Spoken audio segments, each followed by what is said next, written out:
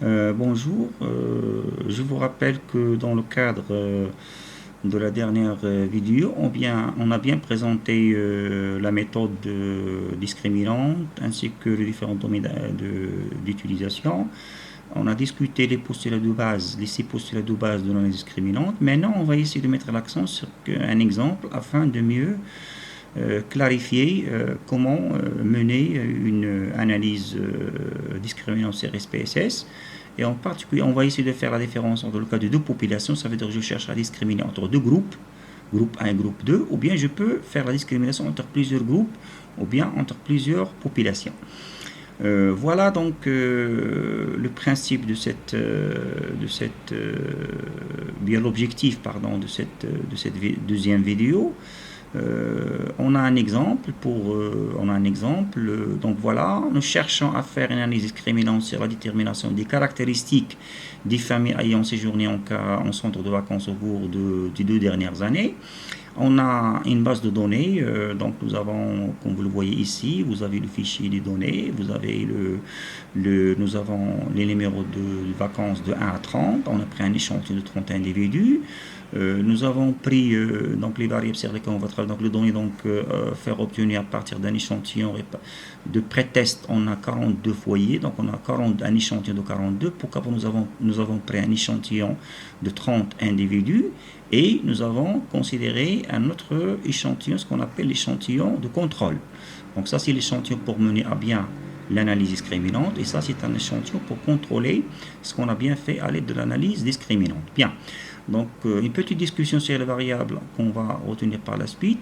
Donc, nous avons les 30, c'est-à-dire les 30 individus de l'échantillon, et nous avons les 12, c'est-à-dire qui font l'objet de l'échantillon de contrôle. Bien, donc, ce qu'il faut retenir ici, concernant notre variable, c'est-à-dire la variable dépendante ou bien la variable sur laquelle on va travailler y. Donc les foyers qui étaient partis donc, en vacances, en centre de vacances au cours des 2 dernières années étaient codés 1. Ça veut dire, on a donné, c'était une codification 1. Et ceux qui n'étaient pas partis ont été codés par 2. Donc faites attention ici, ça c'est votre variable y, ou bien la variable dépendante y. Nous avons deux groupes. Soit les gens qui sont partis, ou bien qui n'étaient pas partis les 2 dernières années. Donc nous avons pris un échantillon, c'est-à-dire nous avons pris 15 pour 1, pour la première modalité, et 15 pour la deuxième modalité. Bien, donc voilà comme vous le voyez ici, donc nous avons 1, ça veut dire qu'ils étaient partis, 2 n'étaient pas partis les 2 dernières années. Et nous avons pris un certain nombre de variables pour discriminer entre ces deux groupes, parce que nous cherchons à discriminer entre les deux groupes, c'est-à-dire est-ce que c'est 1 ou bien 2. Bien, donc les données qu'on a recueillies concernant, nous avons pris le revenu annuel de la famille, le revenu. Nous avons pris l'attitude vis-à-vis des voyages et les mesurer sur une échelle de 9 points. Donc on peut le considérer comme étant une variable quantitative. L'importance attachée aux vacances en famille, mesurée sur une échelle de 9 points. Donc c'est-à-dire on va donner de 1 à 9. Et la taille des foyers et l'âge du chef de famille. Donc ici, comme vous le voyez, vous avez déjà les données. Ça, c'est le numéro. Ça, c'est le séjour, notre variable, c'est-à-dire endogène ou bien dépendante. Et ici, vous avez un certain nombre de variables, le revenu familial, vous avez l'attitude vis-à-vis des voyages, l'importance attachée aux vacances en famille, la taille des foyers, l'âge du chef de famille. Cette variable, on va l'utiliser pour l'autre exemple. Donc, ce n'est pas la peine de prendre en considération cette variable. Bien. Donc, ce que nous cherchons ici, on va essayer de voir à travers ces 5 variables exogènes, comme vous le voyez, quantitatives ou bien métriques, nous allons voir est-ce que le fait, par exemple, de considérer, ici, comme vous le voyez, nous avons mis 1. 1, ça veut dire quoi? Ça veut dire qu'il était parti en centre de vacances au cours des 2 dernières années. 1. Pourquoi on a mis 1? Pourquoi? Parce que nous avons constaté que le revenu est 50,2, l'attitude est moyennement forte, l'importance attachée aux vacances 8, la taille du foyer 3, l'âge du chef de ménage 43 ans. Donc on peut le mettre dans 1, étant le premier groupe. Mais si en regardant par exemple le premier individu du deuxième groupe, nous constatons que son revenu il est relativement bas par rapport au premier individu, comme vous le voyez, ici 32, l'attitude il est moyenne, l'importance 6, etc., etc. Donc c'est la raison pour laquelle nous l'avons mis dans le groupe, comme vous le voyez, le groupe 2. Donc nous allons voir est-ce que cette classification qu'on a fait, est-ce qu'elle est bonne ou bien elle est mauvaise. C'est la raison pour laquelle il faut mener une analyse discriminante pour que je puisse la généraliser. Si jamais je vais appliquer l'analyse discriminante à ces données-là, si jamais elle est bonne à travers un certain nombre de tests, je vais l'appliquer pour l'échantillon de contrôle pour qu'il puisse classifier, voir est-ce que la classification qu'on a faite, est-ce qu'elle est bonne ou bien elle est erronée. Donc voilà, sur SPSS, ce qu'il faut faire, il faut créer cette base de données sur SPSS. Nous allons voir sur SPSS. Une fois que vous avez créé, donc voilà, ça c'est SPSS, on a fait la création de notre base de données, comme vous le voyez. Donc vous avez le nom de la variable, le numéro de vacances, une variable échelle, comme vous le voyez, le séjour, donc voilà, le séjour, donc ça vous avez une indication sur les variables qu'on a créées. Donc nous avons créé voilà, séjour en centre de vacances, c'est une variable, le séjour, comme vous le voyez, donc soit vous allez mettre 1, il est parti en centre de vacances, 2, n'était pas parti en centre de vacances, c'est une variable qualitative. Donc faites attention pour la création de cette variable. Donc c'est une variable qualitative, comme vous le voyez, donc c'est une variable qualitative ou bien nominale. Donc c'est la raison pour laquelle que nous l'avons déclaré comme étant une variable, voilà, c'est une variable nominale. Donc c'est une variable nominale. Le revenu, l'attitude vis-à-vis des voyages, l'importance attachée aux vacances, la taille des foyers, l'âge des chefs de famille, etc. Ce sont des variables échelles, c'est-à-dire, selon le jargon de SPSS, ce sont des variables quantitatives, mais ce sont des variables métriques. Donc, une fois que vous avez créé les variables, je vais saisir les données, comme nous l'avons déjà vu dans le cadre de séances qu'on a consacrées en classe. Vous allez donc saisir votre base de données, comme vous le voyez. Donc, vous avez ici votre base de données. Donc, par la suite, on va essayer de voir comment sur SPSS, c'est-à-dire appliquer ou bien la procédure pour que je puisse mener une analyse discriminante. Donc l'analyse discriminante, comme vous le voyez, donc vous avez sur analyse, vous avez c'est une méthode de classification, analyse, classifier. Vous allez chercher sur analyse discriminante. Donc voilà, analyse discriminante. Voilà.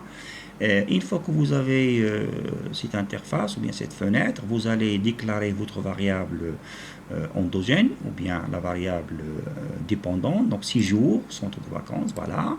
Je vais définir la plage, ça veut dire 6 jours, on a pour 6 jours, si jamais vous avez oublié la plage des valeurs, je peux cliquer sur le bouton droit et chercher les informations sur la variable. Là, comme vous le voyez, on a mis 1 pour 1 et 2. 1, partir au centre de vacances, il était parti, il n'était pas parti. Donc voilà, il était parti, il n'était pas parti. Donc voilà, donc je vais mettre dans la plage des valeurs, je vais mettre 1 et 2. Donc 1 et 2. Donc la valeur minimale c'est 1 et la valeur maximale c'est 2. Après, par la suite, il faut saisir vos variables exogènes, de x1 à x5. Donc voilà, c'est le revenu, l'attitude, l'importance, la taille, l'âge, etc. Donc voilà, une fois que vous avez défini vos variables de regroupement, les variables dépendantes et indépendantes, je peux demander aux statistiques, un certain nombre de statistiques pour que je puisse tester la validité ou non de l'analyse ou bien la fonction discriminante. Donc je vais demander les moyennes, je vais demander le test de box, donc je vais essayer de vous montrer en quoi consiste. Je vais demander le coefficient de Fisher. Voilà, je peux demander même la matrice la corrélation entre les variables. On va essayer de voir comment l'interpréter ou bien, c'est-à-dire la tester, poursuivre. Voilà. Et je vais sur classifier, je vais remplir un certain nombre de cases. Donc probabilité a priori, donc il faut cocher égal pour tous les groupes. Je vais demander les résultats par observation et je peux demander un récapitulatif des résultats. Donc voilà pour les... donc faites attention, dans les postulats, j'ai déjà signalé comme quoi si vous avez des variables manquantes, on peut demander au logiciel de les remplacer par la valeur moyenne. Donc poursuivre. Donc voilà, une fois que vous avez rempli c'est-à-dire vous avez déclaré les variables, les statistiques, je vous rappelle les moyennes, test de box, Fisher, etc. Poursuivre. Pour la classification, j'ai demandé égal pour tous les groupes, voilà. Donc il faut bien faire attention, il faut cocher égal pour tous les groupes, résultat par observation, récapitulatif, etc. Corrélation intra-groupe, poursuivre. Ok, donc je vais demander donc les résultats comme vous le voyez. Donc voilà, vous avez donc les résultats de l'analyse discriminante, vous avez récapitulatif donc par observation, nous avons 30, on a travaillé un échantillon de 30, vous avez les statistiques de groupe, voilà, comme vous le voyez, les statistiques de groupe, c'est-à-dire il a donné des statistiques pour la première modalité et la deuxième modalité 1 et 2, partie au centre de vacances 1 et 2, il a fait, c'est-à-dire la discrimination par deux groupes, d'accord. Comme vous le voyez, vous avez donc vous avez ici la moyenne pour chaque variable, l'écart type, vous avez comme vous le voyez, donc vous avez la moyenne, l'écart type pour chaque variable, pour le premier groupe et le deuxième groupe. Voilà. Et ici vous avez le total, ça veut dire sur l'ensemble des 30 individus qu'on a interrogés. Par la suite, vous avez les matrices intra-groupe combinées, c'est-à-dire la corrélation entre les variables. Dans la première diagonale, vous avez 1, c'est la variable c'est-à-dire la variable, par exemple ici, le revenu avec le revenu, ça veut dire la variable avec elle-même. Donc ici, vous avez le test de box. Je vais ici vous expliquer en quoi consiste, d'accord. Et vous avez un récapitulatif de la fonction discriminante canonique, comme vous le voyez. Vous avez le lambda de Wilks, on va essayer d'expliquer en quoi consiste. Vous avez par la suite les coefficients de la fonction discriminante canonique, c'est-à-dire les coefficients standardisés, la matrice de structure, etc. Et vous avez par la suite les coefficients de la fonction de chaque fonction, c'est-à-dire fonction de classement pour chaque fonction, d'accord. Ici nous avons uniquement une seule fonction, d'accord, pour les deux groupes, par exemple le premier groupe et le deuxième groupe. Par la suite, vous avez les statistiques d'observation pour chaque individu, comme vous le voyez. Et si vous avez le résultat du classement, comme vous le voyez ici, vous avez 90% des observations originales ont été classées correctement, ça veut dire que 10% n'ont pas été classées correctement. Donc je vous donne rendez-vous dans une prochaine vidéo afin, c'est-à-dire de tester ou bien d'analyser ou bien d'interpréter les résultats donnés par exemple, donné dans le cadre de cet exercice. Donc voilà, je vous remercie et je vous donne rendez-vous dans une prochaine vidéo afin d'interpréter ces outputs ou bien ces résultats.